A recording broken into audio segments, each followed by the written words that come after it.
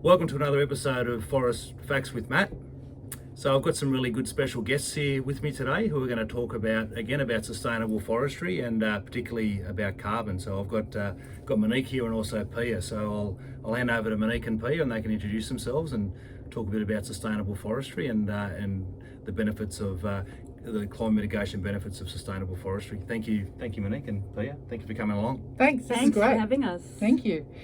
So I'm Monique. I run the Healthy Forests Foundation, which is a charity focused on helping standing forests to be healthier. And my colleague Pia. I joined the Healthy Forest Foundation earlier this year and had a wonderful time exploring the Australian landscape and forestry, and got some good ideas going. Wonderful. So Matt's asked us to talk a little bit about forests and carbon and all that kind of stuff. So here are some facts. Australia has about 132 million hectares of forests. 131.5 million of those hectares are natural forests or native forests. And some are owned privately and some are on leases and some are actually public forests and some are national park. That enormous forestry estate holds about 71 billion tonnes of carbon dioxide. So that's an enormous amount of carbon dioxide that's already being stored in our standing forests. That's an enormous opportunity for us to think about in terms of helping to mitigate the effects of climate change in the future. But there is a bit of a scary thing, which is that over time, as there is more and more impacts of climate change, that will have the effect of making it harder for some of those forests to actually survive. As trees are competing for water, they won't have as much water, they won't grow as well. They also will be competing for sun, because trees need sun to grow, other nutrients in the soils, and of course there's the risk of bushfire, which will get even higher as we head further down the climate change trajectory. But the really great news is that we've been doing some work, which Pia is going to talk about in a minute, that shows that if we look after those forests, if we care for all of those forests at some level, we can help them to continue to grow well, which means that they'll not only hold the carbon that's in them, but they also will absorb more carbon over time. And the great thing is, if we start with existing forests, they start absorbing all that extra carbon straight away. We don't have to wait for 10 or 15 years for those trees to get to the growth stage where they can absorb carbon.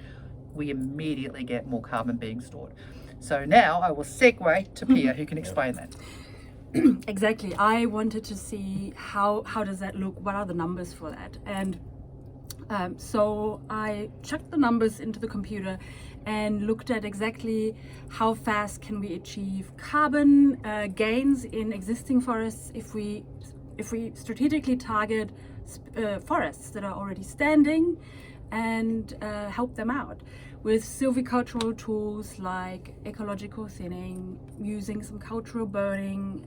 There's a whole array of beautiful tools in forestry that we can use, not just to grow timber, but to improve the health and the health of the forests and get them back on their feet, let them be more resistant and resilient and adapt for potential changing future climates.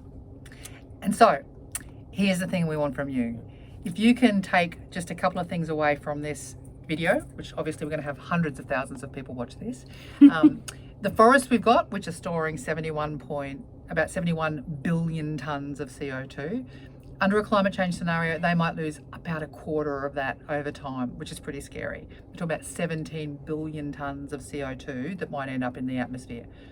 But if we can get everyone focused on looking after the forest we've got, we can not only keep that carbon in the forest, but we can actually absorb more carbon, and that can make a significant contribution to our climate change carbons. So contact your local members, contact everyone you know and say, let's fix the forests we've got. So love the forest you're with, people. Love the forest you're with.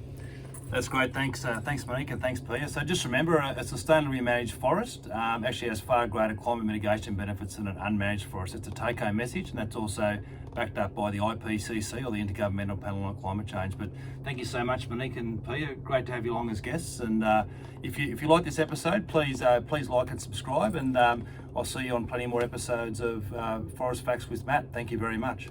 Thank you.